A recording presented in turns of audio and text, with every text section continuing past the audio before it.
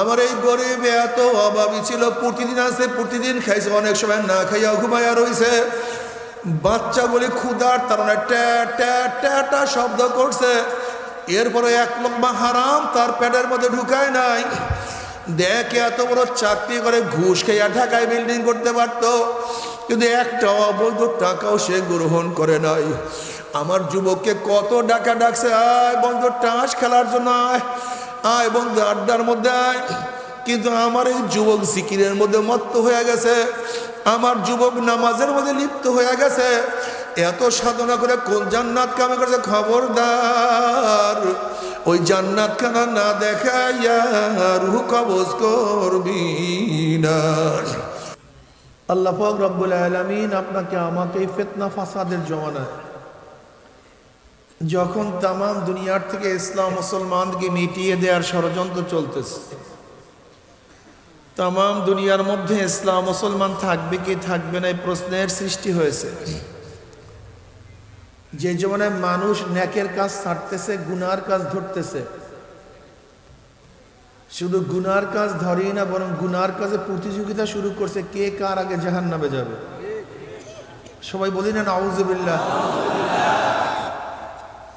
যে জমানায় মানুষ নেকের কাজে আশ্চর্য হয়, গুনার কাজে স্বাভাবিক থাকে, নেকের কাজে দেখছো ছেলেটা কলেজে পড়ে দাড়ি রাখছে, দাড়ি রাখা নেকের কাজ, দাড়ি কাটা, তাহলে দাড়ি কাটলে আশ্চর্য হই না, বরং দাড়ি রাখলে তার মানে নেকের কাজে আশ্চর্য হয়েছে নাকি ভাই? দেখছো ছেলেটা স্কুলে পড়ে টুপি পড়ছে, আশ্চর্য, মুসলমানের সন্তান টুপি পড়ছে, খুবই আশ্চর্য। টুপি না পড়লে আশ্চর্য হই না, বরং টুপি পড়লে। দেখছো মেয়েটা কলেজে পড়ে বোরখা পড়ছে, বোরখা পরা কি কাজ? হ্যাঁ বলেন সবাই, বোরখা ছাড়া। তা বোরখা পড়লে আশ্চর্য হন না, বোরখা ছাড়লে আশ্চর্য হন? মানে গুনার সয়লাভ এত বাড়ছে, এত ব্যাপক হারে, এখন গুনাটাকেই স্বাভাবিক মনে করি, ন্যাককে অস্বাভাবিক মনে করি। দেখছো ছেলেটা এইটে পড়ে, নামাজ পড়ে, এইটে পড়ে, মুসলমানের সন্তান, নামাজ কাজা করলে আশ্চর্য হই না, নামাজ পড়লে আশ্চর্য হই।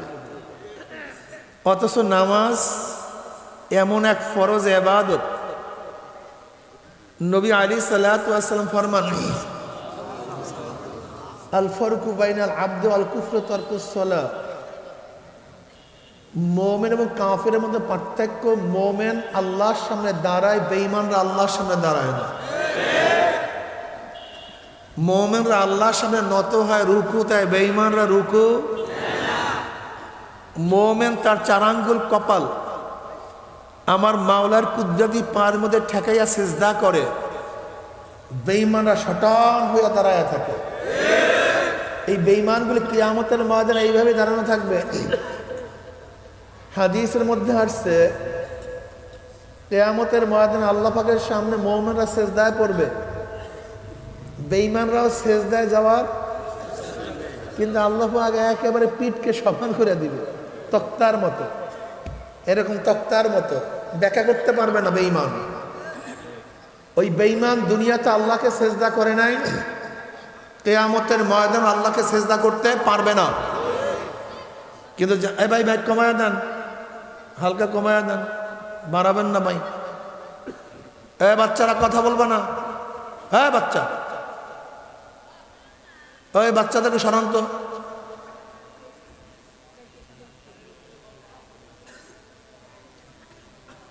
বাচ্চারা কথা বলিও না।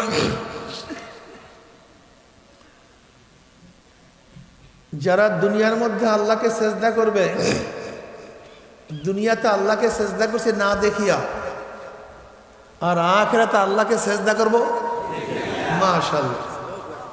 কিন্তু যেই বেঈমানরা দুনিয়াতে আল্লাহকে না দেখিয়াও সেজদা করে নাই, ওরা আখিরাতেও সেজদা করতে পারবে না।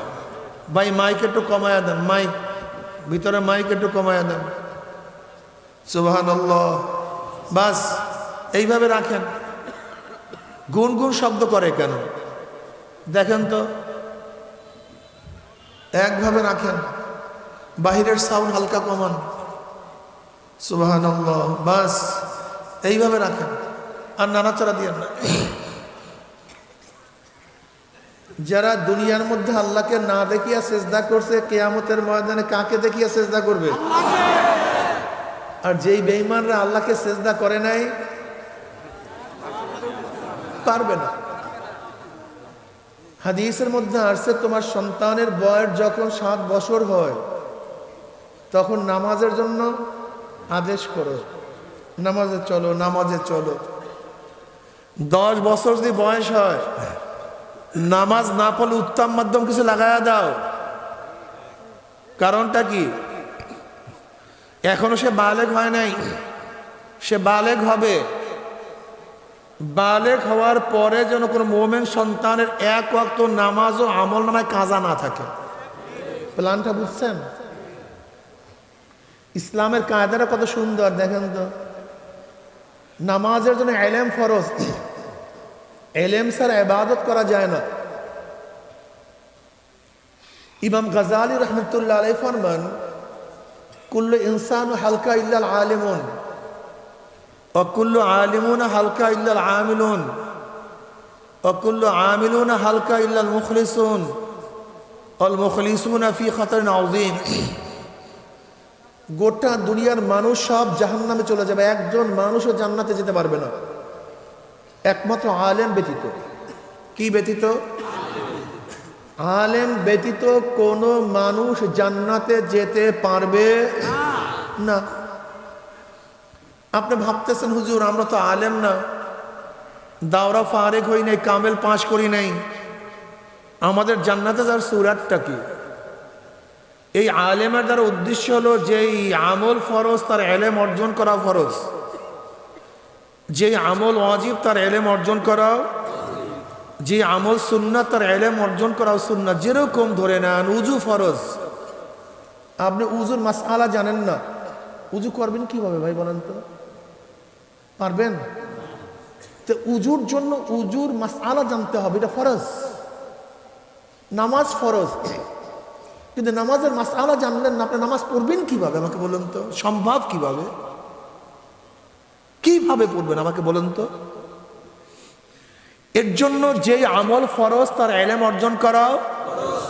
বলতে মানুষ আমরা মূর্খ মানুষ, আমাদের উপায়টা কি? তোমার এই সমস্ত মূর্খগিরিতে কাজ হবে না। নবী আলী সাল্লাল্লাহু আলাইহি ওয়াসাল্লাম পড়েন নাই কিন্তু, তালাবুল ইলমি ফরিজাতুন আলা কুল্লি মুসলিম, প্রত্যেকটা মুসলমান নর ও নারীর উপরে ইলম অর্জন করা ফরজ। তুমি তো প্রথমই ফরজ তারক করছো। আমাদের সিস্টেমটাই নষ্ট হয়ে গেছে, সামাজিক সিস্টেম, সংস্কৃতি নষ্ট হয়ে গেছে। মুসলমানদের সমাজের অবস্থাটা কি? মুসলমানের সন্তানকে ফার্স্ট মক্তবে পাঠাবে যখনই তার বয়স 5-6 বছর হয়ে যাবে। এই যে ছোট বাচ্চা, এই আমার ছোট বাচ্চাকে, আমার এই বাচ্চাকে প্রথম মক্তবে পাঠাতে হবে, এটা প্রথম ডিউটি। একটা মুসলমানের সন্তানের প্রথম কাজ হলে সে মক্তবে যাবে। আর আপনারা জানেন গোটা দুনিয়ার মধ্যে একাডেমিক শিক্ষা শুরু হয়েছে বক্তব্যের মাধ্যমে। কিসের মাধ্যমে? বক্তব্যের মাধ্যমে। মুসলিম সমাজের প্রথম সন্তান হাঁটার পরে, কথা বলার পরে 5-6 বছরের প্রথম সে কিন্ডারগার্টেনে যাবে না, ইংলিশ মিডিয়ামে যাবে না, কেজি নার্সারিতে যাবে না। আমার মুসলিম সন্তানরা প্রথম ঢুকবে মক্তবে, সেখানে কালেমা শিখবে, কোরআন শিখবে, মাসআলাগুলি শিখবে, বাস কমপ্লিট। জীবন চলার জন্য যতটুকু মাসআলা প্রয়োজন মক্তবে একটা সন্তান তা শিখতে পারে। কিন্তু তোমার সন্তানকে তুমি বক্তব্যে পাঠাও নাই, এটা মুসলমান সংস্কৃতি না, এটা খ্রিস্টান, ইয়াহুদি, নাস্তিকদের সংস্কৃতি। বললাম না আগে, আমাদের সমাজের মধ্যে নাস্তিকতার প্রভাব অনেক বেশি, বেঈমানির প্রভাব অনেক বেশি। এমনকি বিশ্বাস করেন না, আমাদের দেশের বহু সংস্কৃতি হিন্দুয়ানা। এখন পর্যন্ত হাজারো বিবাহের মধ্যে 80% নিয়ম কানুন সব হিন্দুয়ানা। এই গায়ে হলুদ, রাখি বন্ধন, অমুক তমুক, হাবি জাবি, এই যে সিস্টেমগুলি আছে এর মধ্যে অধিকাংশ সব হিন্দুদের থেকে আবিষ্কারকৃত। এই যৌতুক প্রথা, ইসলামের মধ্যে যৌতুক প্রথা আছে নাকি ভাই? হ্যাঁ, এমনকি মেয়ে বাড়ির কষ্ট হয় এরকম ভাবেও তো তাদেরকে চাপিয়ে কিছু দেওয়া যায়, আমরা এত মেহমান আসবো, পোষাবার আসবে এত, কেন পোষাবার যাবা কেন, কি ঘটনা কি? অলিমা হবে। আমাদের মুসলিম সন্তান মেয়েরা খুবই দামি, এরা খুব ইজ্জাতওয়ালা, এদেরকে আল্লাহ অনেক সম্মানিত করেছেন, এদের মূল্য অনেক বেশি। শ্বশুর বাড়িতে খাওয়াবা কেন? হ্যাঁ, বরং জামাই বাড়িতে শ্বশুর বাড়ির লোক খাবে, অলিমা করবা। যেমন আমার ছেলের বিয়ে দিছি, বরযাত্রী যাইনি কেন, তাকে বাড়ান দেবো কেন? কিন্তু আমরা অলিমা করছি, সেরকম অলিমা করছি, কিন্তু আমরা যাইনি। এই কথা বলি নাই যে আমার পুত্রবধূকে এইটা দিতে হবে সেইটা দিতে, কিচ্ছু না। কেন দিব? কারণটা কি? আমি বিবাহ করছি, শ্বশুর বাড়ির থেকে কিচ্ছু চাই নাই, বরং কি খবরদার কিছু দেবেন না। আপনি দিতে যাবেন কেন? আপনার মেয়ে তো ওটা আল্লাহ পাকের নিয়ামত, এই মেয়েকে দামি বানাইছে আল্লাহ পাক, আমি পয়সা দিয়া তাকে নিয়ে আসবো তার সম্মানের জন্য। কি কথা ঠিক না? অথচ আমরা কি রুসুম বের করছি। আরে যে মেয়েদেরকে, আমাদের মুসলিম মেয়েদেরকে সবচেয়ে সম্মানিত ইজ্জাতওয়ালা বানাইছে, আর তাদেরকে কর্মচারী বানাই দিচ্ছে। আমাদের মেয়েরা রানী, মুসলিম মেয়েরা রানী, তারা পাও নাড়াবে, খাবে, আর পুরুষ ব্যক্তি কাজ করে তাদেরকে খাওয়াবে। এটা মুসলিমের নিয়ম, এটা সংস্কৃতি মুসলমানদের। কি কথা ঠিক না? এমনকি জানেন, যদি মেয়েরা বলে তোমার ছেলেকে, তোমার সন্তানকে দুধ পান করায় টাকা দিতে হবে, তুমি বাধ্য তাকে টাকা দিতে। সত্যি কথা, কত ইজ্জত দিছে মেয়েদেরকে। যদি একটু ধনী টনি হন, আর আপনি স্ত্রী যদি বলে আমি পাকটা করে বেশি খাইতে পারবো না, আমি রানী, তুমি পাকের ব্যবস্থা করে দাও, অন্য কোনো মেয়েটি এর দ্বারা, এটা স্বামীর জন্য জরুরি, খাওয়াতে হবে, সে তো রানী। কি কথা ঠিক না? অথচ বিয়া কুবরা আমরা মুসলিম মেয়েদেরকে বান্দি বানায় ফেলেছি, গজের কাজের সমানে কাজ করি, সেটা ভিন্ন, পার্টিসিপেট করি উভয়ের কাজে, কিন্তু প্রেশার না। আমরা কত বড় জালেম। স্ত্রী যদি একটু নুন বেশি দেয়, একটু ঝাল বেশি দেয়, আর কি বকাবকি করে, তুমি কি জালেম? শিক্ষা দিয়া দাও, তাকে বলো যে এইভাবে নুন দেবে না, একটু কম দাও। তুমি তাকে, আরে ভাই মোবাইলের এই জাহেলগুলি কোথার থেকে বসছে ইসের মধ্যে, জাহেলগুলি মোবাইলের ফোন বারবার রিংটোন বাজে। আল্লাহুম্মা সাল্লি আলা মুহাম্মাদিন নাবিয়্যিল উম্মি ওয়া আলিহি ওয়াসাল্লাম।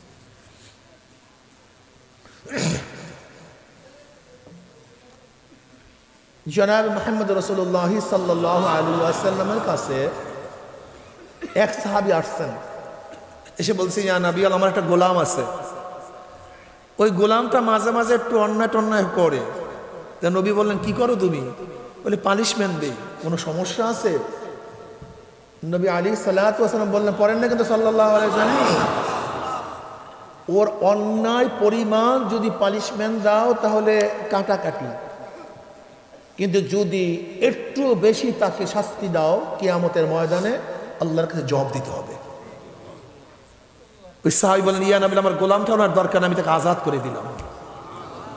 তোমার স্ত্রীর সাথে যে খারাপ ব্যবহার করো, আহা, এই মেয়েটাকে তার বাবা মা কত আদর করে লালন পালন করছে, সে চেনে না জানে না, এক পুরুষ, তোমার সাথে জানা নাই, পরিচয় নাই, তোমার ঘরের সাথে পরিচয় নাই, সেই ঘরের মধ্যে সে যাইতেছে, তুমি তাকে আদর করবা, স্নেহ করবা, মমতা দিবা, ভালোবাসবা, তার পরিবর্তে শাশুড়ি কতক্ষণ খোঁচায়, শ্বশুর কতক্ষণ খোঁচায়, জামাই কতক্ষণ খোঁচা দেয়, এটা কেমন কথা? আবার জামাইয়ের বোন কতক্ষণ খোঁচা দেয়, আবার ভাই কতক্ষণ খোঁচা দেয়, সারাদিন বেচারি কাঁদতে থাকে, ওর কান্নায় আল্লাহ পাকের আরশ পর্যন্ত কাঁদতে থাকে। এটা করবা না বাবা, এটা জুলুম। জুলুম, ইন্নাল্লাহ লা ইউহিব্বুয যালিমিন, আল্লাহ পাক জালেমকে মহব্বত করেন। তুমি কেন জুলুম করতেছো বেচারির উপরে? কি কারণে জুলুম করতেছো? তোমার ঘরে সে বেচারি আসছে, এটা করবা না। যুবকরা প্রেম টেরম করবা না, এটা খুব খারাপ। আমি মা বোনদেরকে বলবো, পর্দার আড়ালের কোনো প্রেমের মধ্যে জড়াইও না, এদের দুইটা খতরনাক। কয়টা খতরনাক ভাই? এক তো গুনাহ বাদ দাও, সমাজের অবস্থাটা কি হয়? তুমি যার সাথে সম্পর্ক করছো যদি তার সাথে বিবাহ না হয়, কথা বলো তো, তাহলে আজীবন তুমি কষ্ট করবা। কি তা যার ঘরে গেছো তাকেও পছন্দ হয় নাই, এই যে ঝামেলা সৃষ্টি হয়েছে, এই ঝামেলা থেকে কোনোদিন তুমি বাঁচতে পারবা না। কি কথা ঠিক না? যেই স্বামীর ঘরে গেছো তাকে মহব্বত করতে পারবা না, আবার যে স্ত্রীকে বিবাহ করছো তাকেও তুমি ভালোবাসতে পারবে না।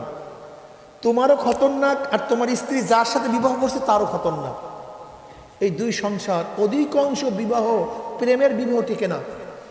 আপনার পত্রিকার রিপোর্ট দেখছেন 70 থেকে 80% প্রেমের বিবাহ বিচ্ছেদ হয়ে যায়।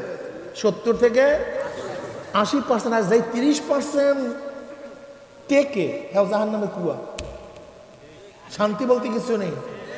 কারণটা কি? এর মূল কারণ হলো বিবাহের আগে ছেলে স্ত্রী ওই মেয়েটার প্রতি ঝুঁকা বেশি থাকে, ওই রাস্তায় দাঁড়ায় থাকে, ঘরের কোনায় দাঁড়ায় থাকে, অমুক জায়গায় দাঁড়ায় থাকে, সারাদিন তার অপেক্ষা থাকে, কথা ঠিক না? আর মেয়েটা তখন দামি হয়ে যায়, মেয়েটা তখন পালায়া বেড়ায়, ধরা দিতে চায় না, অমুক না তমুক না। বহু সাধনার পরে যখন মেয়েটাকে অর্জন করে, তখন এতদিন নরম ছিল কে? জোরে বলেন। ঝুঁকা ছিল কে? বেশি সাধনা করছে কে? মেয়ে যা বলছে শুনছে কে? কিন্তু বিবাহের পর উল্টা হয়ে গেছে। এখন ছেলে চায় সে আমাকে বেশি শ্রদ্ধা করুক, সম্মান করুক, আমার কথা মানুক, আমার মহব্বত করুক। অর্থাৎ সে অভ্যস্ত হয়ে গেছে ভিন্ন, মেয়েটা অভ্যস্ত হয়ে গেছে এক ধরনের, বিবাহের পর অভ্যস্ত হইতেছে এটা মানে নিতে পারে, এই শুরু হয়ে যায় গঞ্জাম। এতদিন তো ওই প্রেমের আগে, বিবাহের আগে তো মেয়ে যা বলছে সেইটাই, সাথে সাথে আমার জন্য এইটা নিয়ে আসবা, হ্যাঁ সাথে সাথে, রাত তো 3টায় আসবা, দেখবে কুয়াশার মধ্যে শীতের মধ্যে হাজির হয়ে গেছে, কথা ঠিক না? কিন্তু বিবাহের পরে এখন স্বামী কি চায়? এখন তুমি আমাকে সম্মান করো, শ্রদ্ধা করো, আমার কথা মানো। কিন্তু মেয়ে তো অভ্যস্ত না, মেয়ে কি এই ঝামেলা সৃষ্টি হয়েছে, আর টিকতে চায় না। এটা করবা না যুবকরা।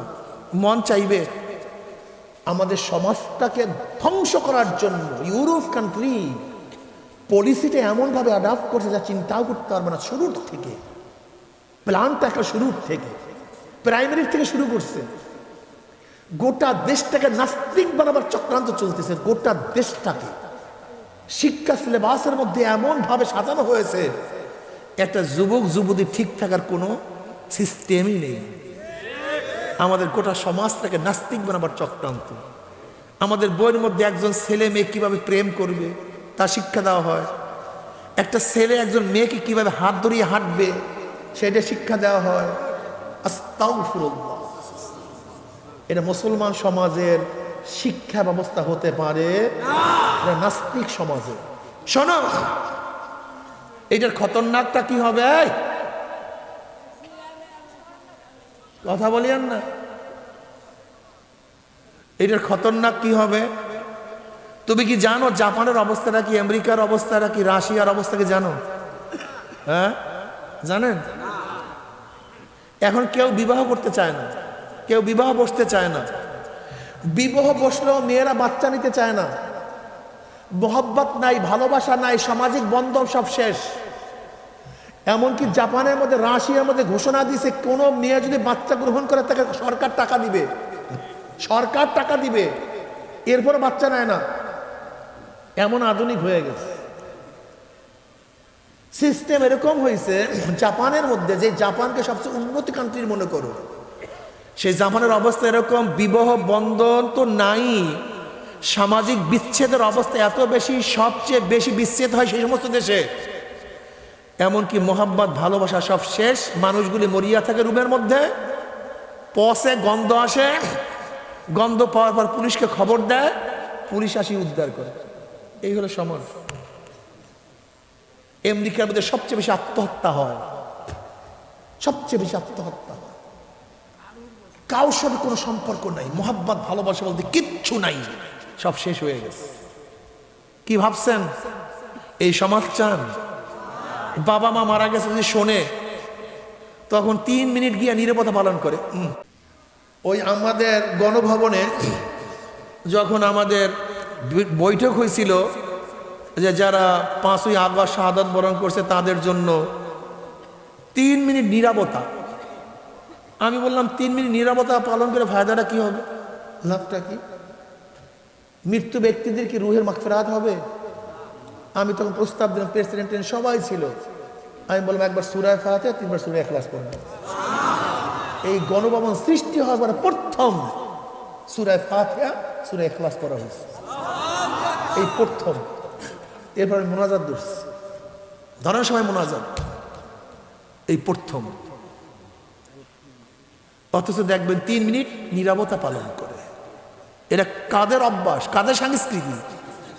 খ্রিস্টানদের, মুসলমানদের না। মুসলমানদের সংস্কৃতি সূরা ফাতিহা হবে, সূরা ইখলাস হবে। কি কথা ঠিক না? আজকে দেখবেন স্মৃতিসৌধের মধ্যে ফুল দেয়। আহা, আপনারা জানেন না, সব জায়গায় রন্ধ্রে রন্ধ্রে খ্রিস্টান, ইহুদি, নাস্তিকদের সংস্কৃতি। ভোরবেলা আমুদ দোয়া, উজু গোসল নাই, খালি পায়ে সূর্য উদিত হওয়ার সময় ফুল দেয়। এটা মুসলমানের সংস্কৃতি না মুশরিকদের সংস্কৃতি? তুমি বুঝো এই সমাজটাকে কি করছে?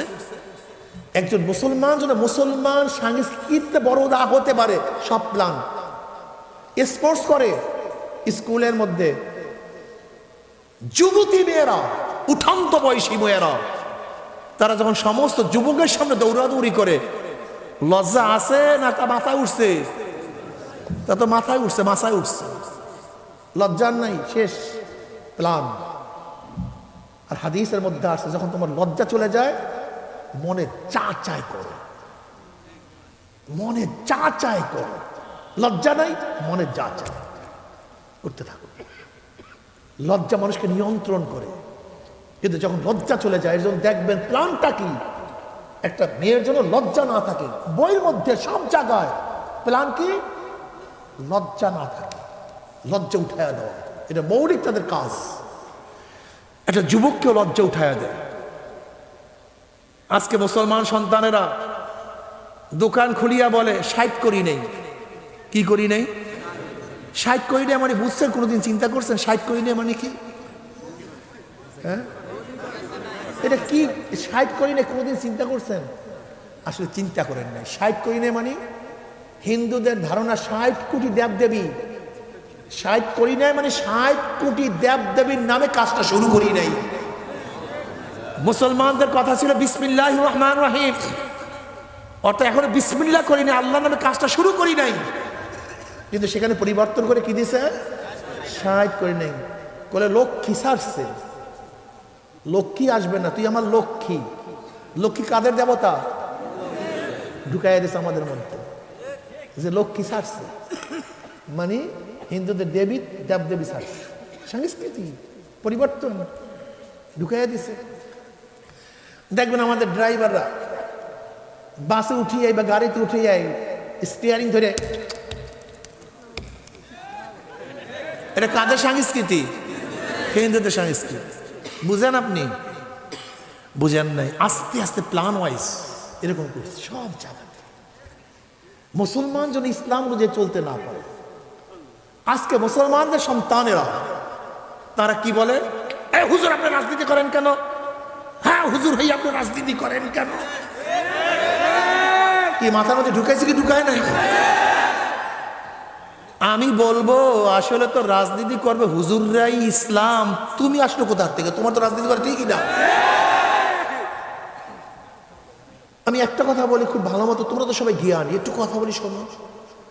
রাজনীতির সাথে ইমানের ওতপ্রোত সম্পৃক্ততা আছে, ওতপ্রোত।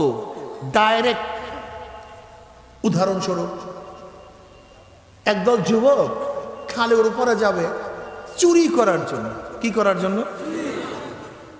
খেয়ালকে বলতেছে, খেয়ালা ভাই আমাকে পার করে দাও। বলে কেন? বলে চুরি করবো। বলে আমি দরবেশ মানে সরমনের মুরিদ, তবলিগ করি, আমি অমুক পুরীর মুরিদ, দেখো আমি নামাজ পড়ি, রোজা রাখি, দাঁড়িয়ে আছে, তুমি চুরি করতে যাবে না। তুমি চুরির জন্য আমাকে বলতেছো? আমি তোমার চুরির ভাগের মধ্যে নাই।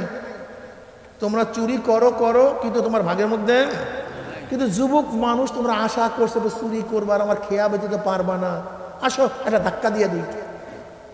খেয়ায় উঠাইয়া খেয়াল একটা ধাক্কা দিয়ে পার করছে, কিন্তু চুরির ভাগ নেয় নেই, চুরির ভাগ নেয় নাই। আচ্ছা বলেন তো, খেয়ালার কোনো দোষ আছে? দেখি বলেন তো সবাই। কি যুবক ভাই তুমি খেয়ালার কোনো দোষ আছে? কিসের দোষ? হ্যাঁ, যদিও ধাক্কা না দিত চুরি করতে, তাহলে ধাক্কা দিছে চুরের ভাগই না হইলেও কত। আচ্ছা বলো তো, আমাদের দেশের মদ বৈধ কি বৈধ না? দেখি তো আপনার কি জানেন একটু দেখি। হ্যাঁ, বৈধ না অবৈধ? বৈধ। সরকারি, এই তো সুন্দর, সরকারি বৈধ। আচ্ছা সরকারি বৈধ করছে কারা? কথা বলেন তো। সংসদ থেকে। আচ্ছা সংসদে পাঠাইছে কারা? কিসের মাধ্যমে? আচ্ছা সংসদে যখন বিল উত্থাপিত হয়েছে, মদের পক্ষে কে, মদের পক্ষে কে, মদের পক্ষে কে, যারা বলছে আমরা আমরা আমরা, হা হা হা জিতছে, হা জিতছে, হা জিতছে, কি কি পাশ হয়েছে? এখন মদ পাশ হয়ে গেছে। আচ্ছা আপনি যদি ধাক্কা দিয়া সংসদে না পাঠাইতেন, তাহলে মদের পথে হাত তুলতে পারতো? এই যত মাসে মদ পান করবার গুনাহ কে নেবে? এবার আসতে কথার ঘটনা কি? কি ভাই তুমি কও, গুনাহ নেবে কে? যে আমাদের দেশে জেনা বৈধ কি বৈধ না? কোন দি দেখি। সরকারি, হ্যাঁ এই তো সুন্দর, সরকারি বৈধ। আপনারা জানেন নাই, আমাদের দেশের আইন হলো এই, একজন যুবক যুবতী সম্মতি হয়ে যত হাজারবার আকাম করুক, বাংলাদেশের আইন অনুযায়ী তার কোনো দোষ নেই। মুফতি সাহেবের স্ত্রীও যদি অবৈধ কাজে লিপ্ত হয়, ইমাম সাহেবের স্ত্রীও যদি অবৈধ কাজে সম্মতি হয়ে লিপ্ত হয়, আর সে যদি সুপ্রিম কোর্টের কেস করে, তা সুপ্রিম কোর্টের চিফ জাস্টিসের বিচার করার কোনো ক্ষমতা নাই, যেহেতু বাংলাদেশে জেনা সম্পূর্ণ বৈধ। আচ্ছা বলেন তো, এই জেনা বৈধ হওয়ার কারণে যত মানুষই অপকর্ম করছে, ভোটারদের কোনো গুনাহ আছে? আরে ভাই না দিয়েছেন তো 16 বছর এর আগে তো দিয়েছেন। এই আইন আজকের না, এই আইন যখন ভোট দিয়েছেন তখন এর কথা বলতে আছে। কি আছে? গুনাহ আছে। কারণটা কি? আপনার ধাক্কা বেজে তো জেনারেল আইন পাশ করতে, এই দায়িত্ব তো কে নেবে বলেন তো? মুমিনের সব জায়গায় সম্পৃক্ততা আছে, মুমিনের, বেঈমানদের নাই, বেঈমানদের নাই। কাজে তুমি কিভাবে বুঝতে পারো যে ইসলামের সম্পৃক্ততা তোমার ভোটের মধ্যে নাই? তুমি কি জানো ভোট জিনিসটা কি, কত মারাত্মক? তোমার ভোটের মাধ্যমে ঈমান থাকতেও পারে, যেতেও পারে। আচ্ছা বলো তো, কিয়ামত পর্যন্ত যত অবৈধ খুন হবে, কিয়ামত পর্যন্ত যত অবৈধ খুন হবে, আর একটা ভাগ কাবিল পাবে কি পাবে না? কাবিল কে? আদম আলাইহিস সালাম সন্তান। কার সন্তান? এই আদম আলাইহিস সালাম সন্তান কাবিল গোটা দুনিয়ার মধ্যে প্রথম অবৈধ হত্যা করছে, ফার্স্ট। এর জন্য কিয়ামত পর্যন্ত যত অবৈধ হত্যা হবে তার একটা ভাগ, যেহেতু এটা সূচনা করছে সে। ঠিক তোমার ভোটের মাধ্যমে, তোমার সমর্থনের মাধ্যমে, তোমার দলের মাধ্যমে যত অবৈধ কাজের গুনার কাজের সূচনা হবে, তুমি মরো আর পশু, কিয়ামত পর্যন্ত তোমার আমল নামায় গুনাহ লিখতেই থাকবে। ওই কাবিলের খবর নেই কবে গেছে, কিন্তু কিয়ামত পর্যন্ত আমল নামায় লেখা চলতেছে। ये बरात का जा है तमाशा नहीं। मोमिনের প্রত্যেকটা কাজ, প্রত্যেকটা কথা, ও নাদাউল মাওয়াজিল আল কিসত লিয়াউমিল কিয়ামাহ ওয়া আন্না আমাল বনি আদম কওলুম ইউজান। কিয়ামতের ময়দানে প্রত্যেকটা বনি আদমের আমল নামা ওজন করা হবে, তার কথা এবং কাজ ওজন করা হবে। এর জন্য তুমি আমি যারা মোমেন, বেঈমানদের মধ্যে সব কিছু করতে পারি না, নাকি ভাই? সব কিছু করতে পারি না, সব হিসাব হবে। তুমি আমি ভুলিয়া যাই, কিরামান কাতিবিনা ইয়ালামুনা মা তাফআলুন। দুই কাঁধের মধ্যে দুই ফেরেশতা হুবহু সব লিখতে আসে। ये बरात का जा है तमाशा नहीं। ফারিকুন ফিল জান্নাতি ওয়া ফারিকুন ফিস সাঈদ। আজকে এই মাজলিসের মধ্যে বিভিন্ন ডিজাইনের, বিভিন্ন ধরনের, বিভিন্ন গ্রুপের লোক আছি। কেউ শিক্ষিত, কেউ মূর্খ, কেউ ধনী, কেউ গরিব, কেউ আওয়ামী লীগ, কেউ বিএনপি, কেউ জাতীয় পার্টি, কেউ জাসদ, কেউ মাসদ, কেউ চরমনাইকে মহাব্বত করি, কেউ ঘৃণা করি। বিভিন্ন হরেক ডিজাইনের লোক এখানে আসি, কিন্তু কিয়ামতের ময়দানে গ্রুপ দুইটা। গ্রুপ কয়টা? একদল জান্নাতি আর একদল জাহান্নামী। বলেন একদল আর একদল। আর কোনো গ্রুপ নেই, আওয়ামী লীগ নেই, বিএনপি নেই, জাতীয় পার্টি নেই, চরমনাই নেই, অমুক নেই, তমুক নেই, কিচ্ছু নাই। গ্রুপ দুইটা, স্পষ্ট কোরআনের আয়াত, ফারিকুন ফিল জান্নাতি ও ফারিকুন ফিস সাঈদ। একদল জান্নাতি আর একদল জাহান্নামী। তুমি কোথায় যাবে একটু চিন্তা করছো? ইস্তাফতা নাফসাক ইস্তাফতা কলবাক। জান্নাতি লোক, তার আলামত কি, চিহ্ন কি? কি জান্নাতে যাবে, তার পরিচয় কি? নবী আলাইহিস সালাতু ওয়াস ছোট্টটা হাদিসের মধ্যে বয়ান করে, ছোট্টটা হাদিস, আদ-দুনিয়া সিজনুল মুমিন ওয়া জান্নাতুল কাফির। দুনিয়ার মধ্যে মোমেন হলো, দুনিয়াটা হলো মোমেনদের জন্য জেলখানা, আর কাফেরদের জান্নাত। মোমেনদের জন্য, কাফেরদের জন্য জেলখানা কাকে বলা হয়? যার মধ্যে তিনটা গুণ আছে। কয়টা গুণ? যেখানে মানুষ যেতে চায় না, যদি একবার যায় থাকতে চায় না, ইচ্ছা অনুযায়ী কাজ করা, এর নাম জেলখানা। আর জান্নাত তার উল্টা, যেখানে মানুষ যেতে চায়, একবার ঢুকলে আর বের হতে চায় না। মা তাশতাহি আনফুসুকুম ওয়া লাকুম ফিহা মা তাদাউন নুজুলাম মিন গফুরির রহিম। মনে যা চায় করো, আদেশ নেই, নিষেধ নেই। তাই মুমিনদের জন্য দুনিয়া কি? তার মানে ইচ্ছা অনুযায়ী কাজ করা যাবে। কাফেরদের জন্য দুনিয়া যা মনে চায়। তোমার টুপি রাখতে মনে চায় না, জেলখানায় এসে রাখতে হবে। এই প্রচন্ড ঠান্ডার মধ্যে শীতের সময় গোসল করিয়া নামাজ পড়তে মনে চায় না, কিন্তু তুমি কোথায় আছো? জেলখানায়। ল্যাপের মধ্যে লাত্তি দিয়া, কম্বল ফেলাইয়া দিয়া, ঠান্ডা পানির মধ্যে গোসল করিয়া নামাজে দাঁড়াতে হবে, যেহেতু তুমি জেলখানার মধ্যে আছো। জোহরের সময় বেচা কিনা কাজের পুরা চাপ, দোকান বন্ধ করিয়া নামাজ পড়তে চায় না, কিন্তু মোমেন তুমি জেলখানার মধ্যে আছো, তুমি নামাজ কাজা করতে পারবে না, তোমাকে অবশ্যই নামাজ পড়তে হবে। বন্ধুরা আসরের সময় খেলায় মত্ত হয়ে গেছে, তোমারও খেলতে মনে চায়, কিন্তু খবরদার তুমি আল্লাহর ব্যতিক্রম করতে পারবে না, তুমি জেলখানার মধ্যে আসো। খেলা বন্ধ করিয়া তোমাকে নামাজে হাজিরা দিতে হবে। প্রচন্ড গরম, চৈত্র মাসের দিন রিক্সা বহন করো, দুপুরের সময় কলিজা শুকায় গেছে, জিভটা শুকায় গেছে, রোজা রাখছো, খবরদার পানির বহু চাহিদা, তুমি পানির মধ্যে ডুব দিছ, চারিদিকে পানি, তোমার উপরে পানি, নিচে পানি, তোমার মুখের মধ্যে পানি, অথচ পানি খুব প্রয়োজন, কিন্তু খবরদার পানি পান করতে পারবে না, জেলখানার মধ্যে আসো। তুমি অনেক সুন্দরী, অনেক সুশ্রী, অনেক আকর্ষণীয় রমণী, তোমার চেহারা উন্মোচন করিয়া রাস্তা বের হওয়ার শখ তোমার মধ্যে বারবার পয়দা হয়েছে, কিন্তু খবরদার তুমি জেলখানার মধ্যে আসো।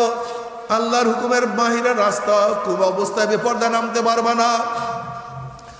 তোমার সাথে ঘুষ সুদ খাইসা বিশাল বিশাল বিল্ডিং করিয়া ফেলাইছে। খবরদার, তুমি আল্লাহর হুকুম অমান্য করিয়া সুদ ঘুষ খাইতে পারবা না। তোমার সাথী সে তো দাড়ি কাটিয়া যুবক সাজছে, তোমারও মন চাই, কিন্তু খবরদার, জেলখানার মধ্যে আসো, কোনো অবস্থায় দাড়ি তুমি কাটতে পারবা না।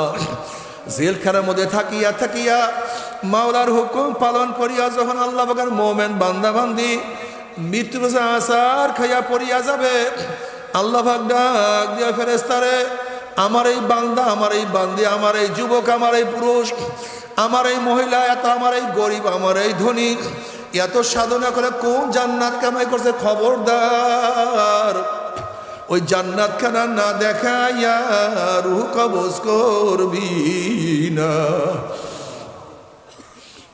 আমার এই ছাত্রী স্কুলে পড়ছে, 10-এ পড়ে, নামাজের সময় আমি মাওলাকে সেজদা করছে। আমার এই যুবক কলেজে পড়ে, নতুন দাড়ি উঠছে, কিন্তু দাড়ির মধ্যে গোছ লাগায় নাই। আমার এই মেয়ে বোরখা ছাড়া স্কুলে যায় নাই।